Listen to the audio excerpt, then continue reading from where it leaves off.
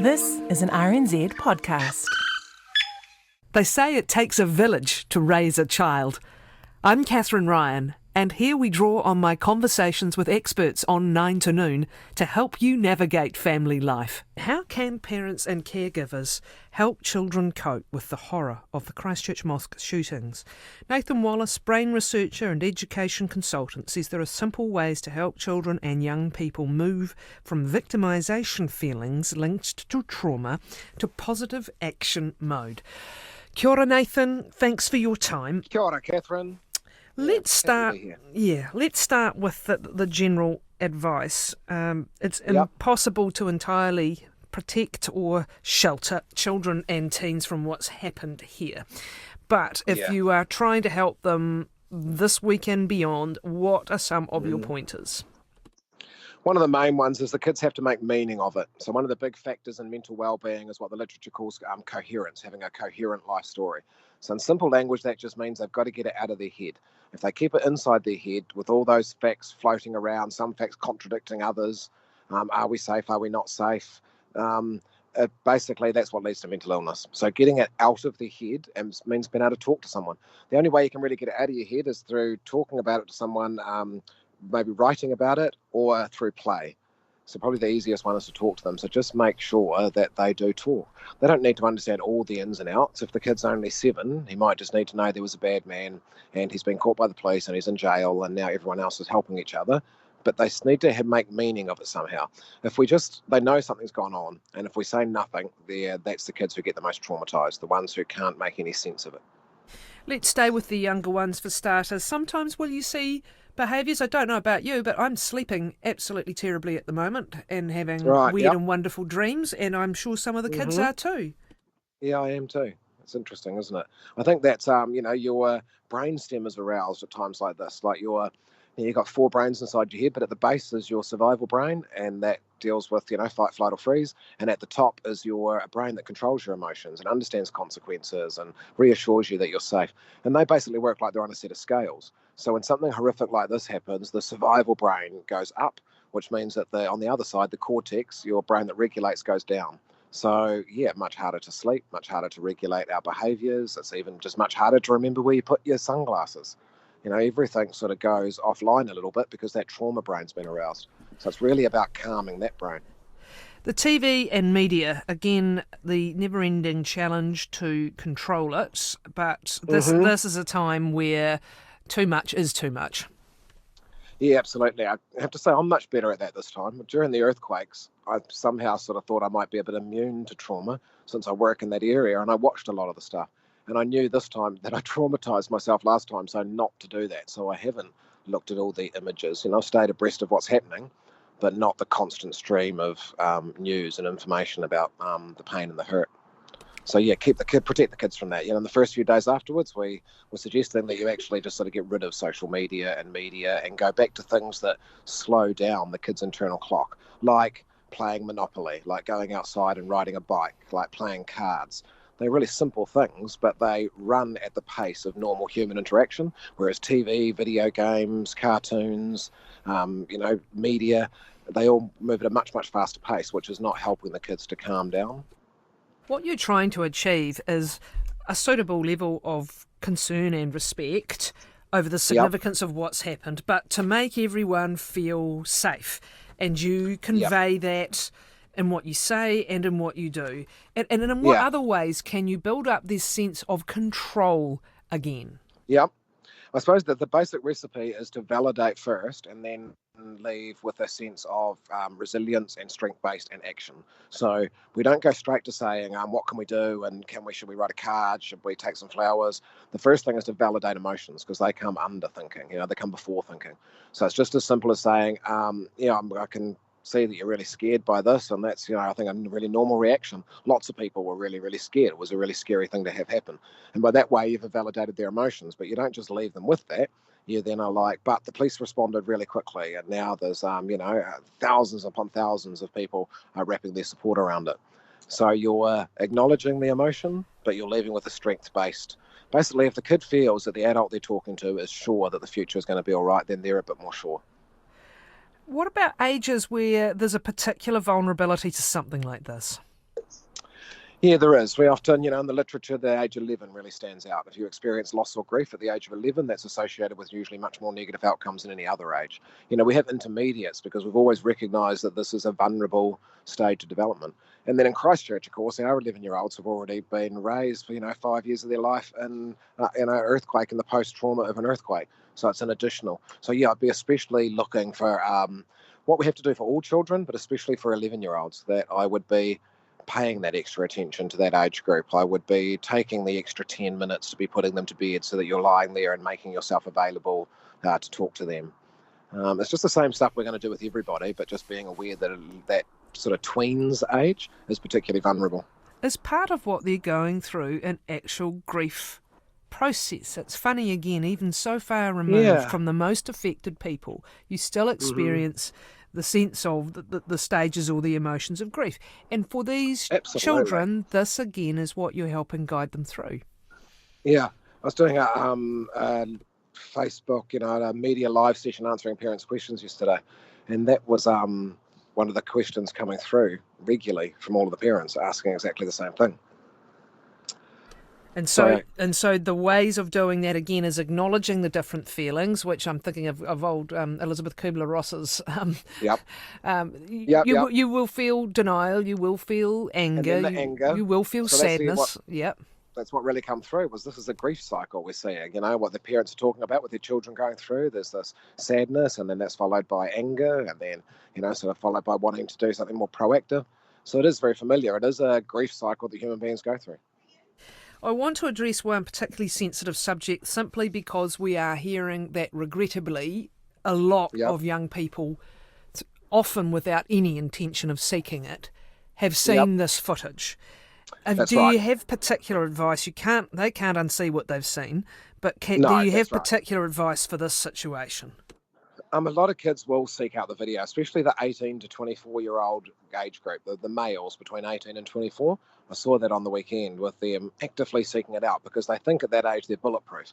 But of course, that's the age that's also most susceptible to suicide and really negative outcomes. So even if the kids have, because of a lack of frontal cortex as a teenager, and have even consciously gone to watch the video because I think they're going to be all right, anyone that's seen it, accidental or not, needs to get that out of their head. That is a traumatic thing for anybody. Even when the teenage boy is saying, oh, no, I'm fine, doesn't bother me, it's going to bother everybody. So the added challenge with the teenagers that have seen it is they may think they're not affected and it doesn't bother them and they don't need to talk about it. But we as the adults need to understand that they do need to talk about it. They do need to get it out of their head and they do need to make some coherence of it because that's a really traumatic thing to see. So even if even if that coherence is simply that I watched this video, it was really horrific. It's left its mark on me from seeing it, and that's something in the future I probably would not do again. Even that, it's not a happy story, but it's a coherent story. They need to get it out of their head and bring about some understanding of what they've seen. What about some of the younger kids? And unfortunately, we just heard from the high school principal earlier today, even in the lockdown. Of course, all this was happening so quickly. No one really knew what was going on. And it was shared early on.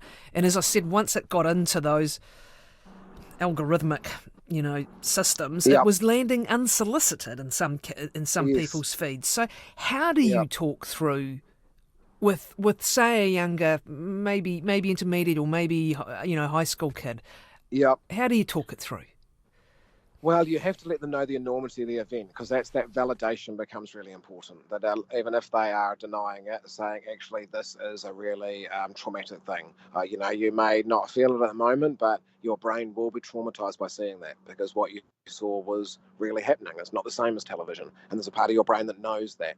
So even if you don't feel like talking about it now, at some stage that could very well bring up very big feelings. So they just need to know that even if they're not going to talk about it now, when those big feelings come up, they can come and talk to you. They're not going to be ridiculed. It's not silly. It's doesn't matter if they lose face because they said they were going to be fine. Just make it safe for them to be able to come to you because that is a really traumatic thing and they're going to have to deal with it. They're going to have to get that out of their head. Will kids also be talking about this constantly with each other? And we talked earlier about trying to dial down the TV, the media, trying to get some normal life back into life, but they will be talking as well. And again, is this a case of you checking in and saying, hey, what's everyone talking about? Hey, what's so-and-so saying? Just getting a sense of what's going into their heads. Yeah, I might not even be that inquiry based. I might just actually make myself available to the child, that now we make sure that, we sort of plan to sit down with them for 20 minutes after they get home from school, but sometimes the phone rings and we get delayed. I would just be making sure I was making that 20 minutes, half an hour available, that I sit there with my cell phone turned off, and even if they're not talking, I sit there for the full 30 minutes, so I make myself available. We don't necessarily want to ask them so much, unless you think there's something on their mind, or you think there's something wrong, you might want to inquire. But I think it's mainly just about making yourself available, so that while the kids go through this traumatic time, if they want to talk about it and process it, you're there.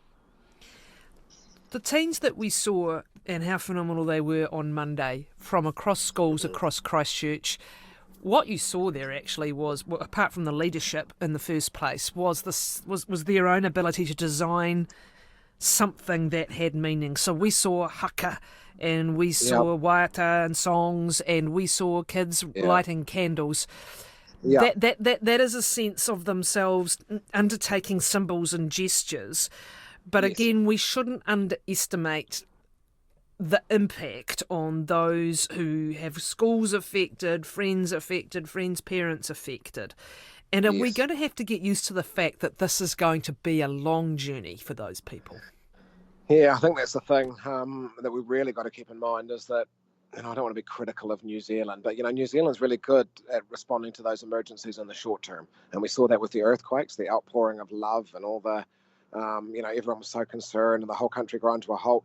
But, 6 months later, a year later, 2 years later, when people are still in trauma and there's still big problems, it's not quite as interesting a topic anymore. And it's shouldn't you be over that by now, starts to creep in. So I think we really have to take into account that this is going to be a long-term journey for those families, and they're going to need support for a long time. This is not something that's going to be all right in 6 months' time. You've got bunches of families that have lost the head of the household and are now being, raised as single-parent families. You've got, obviously siblings. This is a lot of trauma for a lot of people, and it's going to be a big journey, and it's going to take the community support wrapping around those people for the long term to get them through that. But even for the students who have been in supporting roles, or, as we said, who demonstrated a sense of their maturity and agency, don't assume that means they're all fine either, by a long way. No.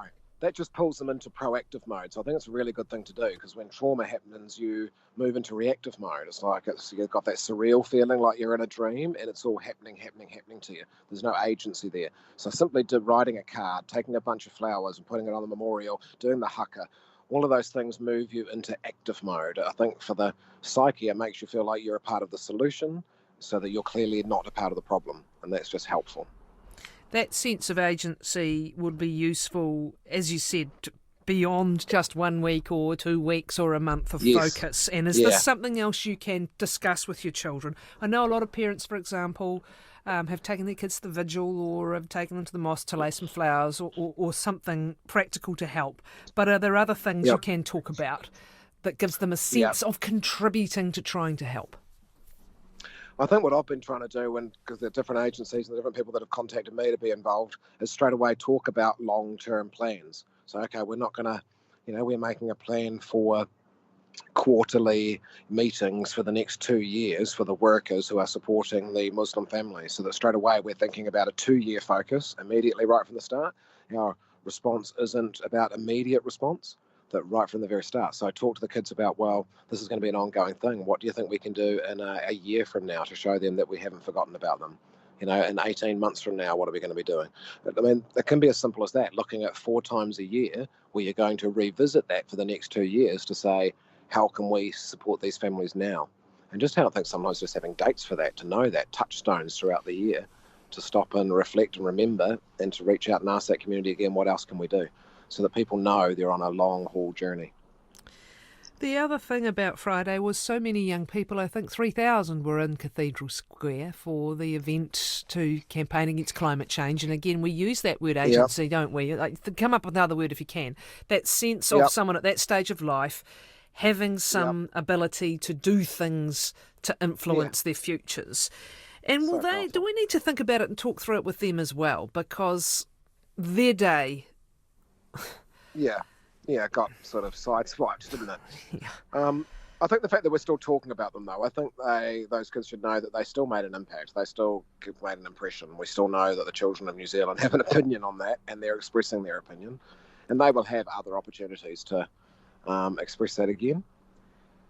Yeah, it's a difficult one because there's nothing else, but obviously their safety needed to come first, but don't want them to feel like their voice was cut off and they weren't listened to, because they do have a strong sense of agency. And Nathan, how long, a strange question to ask, but how long might you expect, whatever the age of your child, that this could pop up again, or a sense of insecurity or a sense of fear or of something happening could pop up again? Yeah, there is no time limit on that, unfortunately. Kids, the way they develop psychologically, go through different stages where they have to deal with fear, and they'll often pick the thing in their life that they found most fearful. And this will be that moment for lots of kids. It's a pretty rare thing. If you're locked down in a hall, told to get under a desk because there might be someone with a gun, that's probably the most traumatic thing that's happened to lots of people. So, yeah, I would expect it to keep resurfacing. It doesn't mean the issue itself is resurfacing. It just means that, when trauma happens, any trauma, then it tends to bring up the most recent trauma. So, after the earthquakes, we had a whole spout of people confessing about childhood abuse, and because their stress response comes up as the earthquake, but it just seems to push to the surface what is the most stressful thing you've experienced. So in that way, it could be coming up for kids, for a lot of years to come. That is an interesting one, actually, that it can sometimes take the scab off other wounds. Yes, exactly. That's a good way of putting it. Well, that blew me away in the earthquakes. Like, literally, there was people running out of buildings that one person ran into my arms and within 2 minutes was disclosing their childhood sexual abuse. And then when I've had a relationship with that person afterwards, they've never told anybody that before.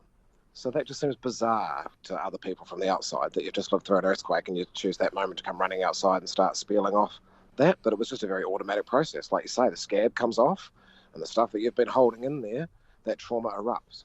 Which is something else to be ready for as a parent, not necessarily something that serious, but it might be a time where they talk about stuff they haven't talked to you about. Yep, that's right. It could be completely unrelated, but now's the time to talk about it. The other point is, and I think you were hinting at this earlier, they want a sense of control back. And it's not just about what you say, but what you do. So if you turn off the TV and media, if you go out and do normal things, if your mood lifts and lightens and there's some laughs again in the day, as well as respect, they will read off that. It's not just what you say, it's what you do. Oh, that's such wise words, Kathryn, because that's exactly what we're seeing, actually. I've been training teachers today. There's 2 days of, responding to trauma and how they should respond. So, and already that's what the teachers are, the feedback they're giving me is that, the media's been turned off for the kids, and the kids are a wee bit calmer. It's the parents that are in hyperarousal because they've turned it off for their kids, but they've been live streaming it all weekend. And, the parents aren't really capable of calming the kids if they're letting themselves get traumatised. So there is a real message in there about self-care for parents. You've got to be looking after yourself and getting yourself calm. The time and the place is the other thing, and tomorrow will obviously be one. Tomorrow will be a day of great focus and symbolism, and probably one that parents will want to engage in and want their kids to engage in. And is it a case of behaving like that, like when it is appropriate, when we are all together, then you do it, but then you also make sure those times of normality return and increasingly return? Yeah, I like that custom Māori have of when they leave the urupa or the cemetery, or a tangi or a dead body, they always wash their hands. And I think that's a really good way of symbolically and psychologically making sure that you leave behind that trauma. So we celebrate those people's lives, we mourn their deaths, we as a nation come together. But then after that, you've got to let go of that, you don't forget it, obviously, and the families are so impacted they're never going to forget it. But you don't carry the trauma with you. You carry the memory and you carry the resilience, but not the trauma. So, being aware of that is good. Nathan, thank you. Nathan Wallis.